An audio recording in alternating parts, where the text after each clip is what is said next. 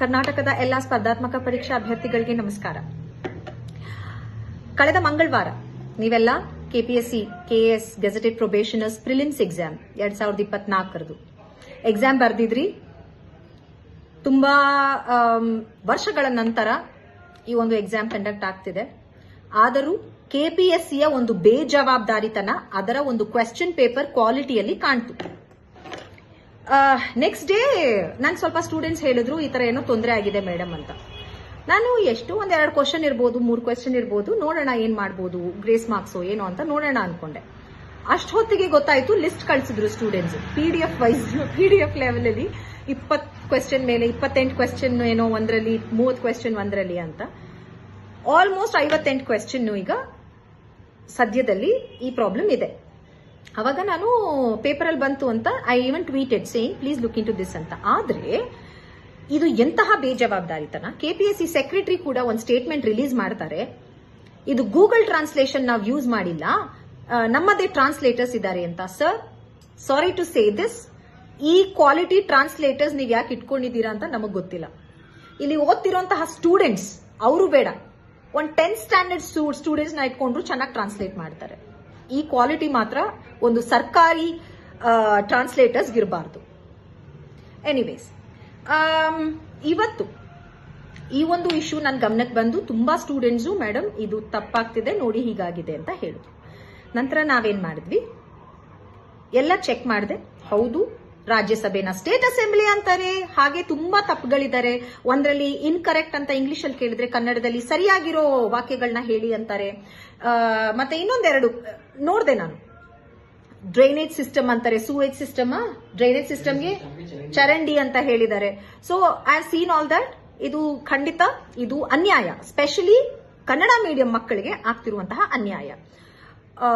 Rural background, Kannada medium ಅಂದ್ರೆ ಹೆಚ್ಚು ಜನ ಪಾಪ ರೂರಲ್ ಬ್ಯಾಕ್ಗ್ರೌಂಡ್ ಅವರು ಇರ್ತಾರೆ, ಹಿಂದುಳಿದ ವರ್ಗಗಳಿರ್ತಾರೆ, ಆರ್ಥಿಕವಾಗಿ ಹಿಂದುಳಿದ ಒಂದು ವರ್ಗದವರೇ ಇರ್ತಾರೆ. Majority, it's an acceptable fact ಈಗ ಸದ್ಯದಲ್ಲಿ. ಸೊ ಇಂತಹ ಮಕ್ಕಳಿಗೆ ಅನ್ಯಾಯ ಆಗೋದು ತಪ್ಪು. ಸರಿ, ಇದಕ್ಕೆ ಸೊಲ್ಯೂಷನ್ ಏನು ಅಂತ ಯೋಚನೆ ಮಾಡಬಹುದು. ಒಂದೋ ಎರಡೋ ಕ್ವೆಶ್ಚನ್, ಒಂದು 5 ಕ್ವೆಶ್ಚನ್ ಅನ್ಕೊಳ್ಳಿ, ಗ್ರೇಸ್ ಮಾರ್ಕ್ಸಾ ಯೋಚನೆ ಮಾಡಬಹುದು.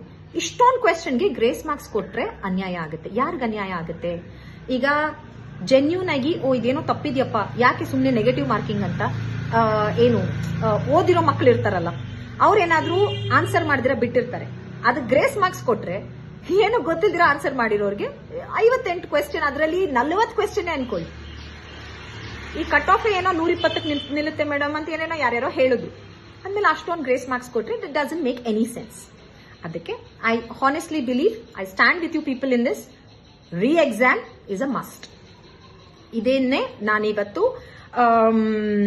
ಚೀಫ್ ಸೆಕ್ರೆಟರಿ ಅವರ ಆಫೀಸ್ಗೆ ಹೋಗಿ ಅವರ ಹತ್ರ ಕೂಡ, ಅವರ PS ಹತ್ರ, ಅವರು IAS ಆಫೀಸರ್ ಒಬ್ರು, ಅವರ ಹತ್ರ ಡೀಟೇಲ್ ಆಗಿ ಮಾತಾಡ್ಬಿಟ್ಟು ಒಂದು ರಿಕ್ವೆಸ್ಟ್ ಕೊಟ್ಟು ಬಂದಿದ್ದೀವಿ.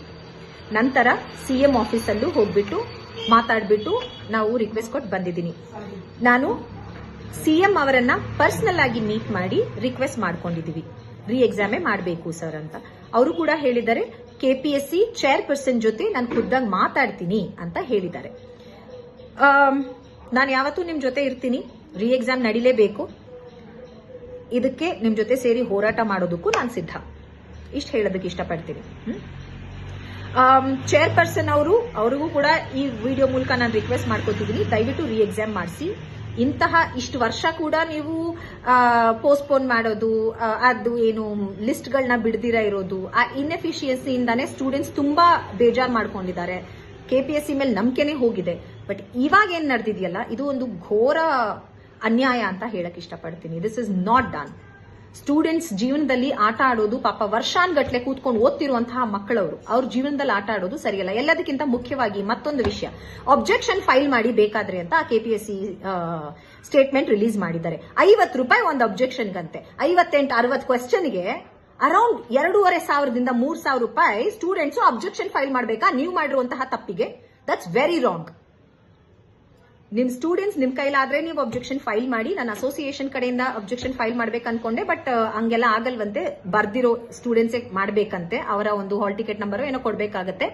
ಸೊ ನಾನೇನ್ ಮಾಡಿದೆ, ಪಾಪ ಅಸೋಸಿಯೇಷನ್ ಹತ್ರ ಪಾಪ ಸ್ಟೂಡೆಂಟ್ಸ್ ಕೂಡ ಗುರುತಿಸ್ಕೋಬಾರ್ದು, ಟಾರ್ಗೆಟ್ ಆಗಬಾರ್ದು. ಆ ಕಾರಣಕ್ಕೆ ನಾನು ಬೇರೆ ಬೇರೆ ಸ್ಟೂಡೆಂಟ್ಸ್ ಹತ್ರ ಅಬ್ಜೆಕ್ಷನ್ ಫೈಲ್ ಮಾಡಿಸ್ತೀನಿ. ಅವ್ರಿಗೆ ನನ್ನ ಕಡೆಯಿಂದ ಏನ್ ಸಪೋರ್ಟ್ ಮಾಡ್ತೀನಿ. ಅಸೋಸಿಯೇಷನ್ ಇಂದ ಇಷ್ಟು ಕೆಲಸ ಮಾಡಿದೀವಿ ನಾವು. ಪ್ರಿಯಾಂಕ್ ಖರ್ಗೆ ಸರ್ ನಮ್ ಜೊತೆ ಯಾವತ್ತೂ ನಿಂತಿದ್ದಾರೆ, ಅವತ್ತು ನಿಂತಿದ್ರು, ಇವತ್ತು ನಿಂತಿದ್ದಾರೆ.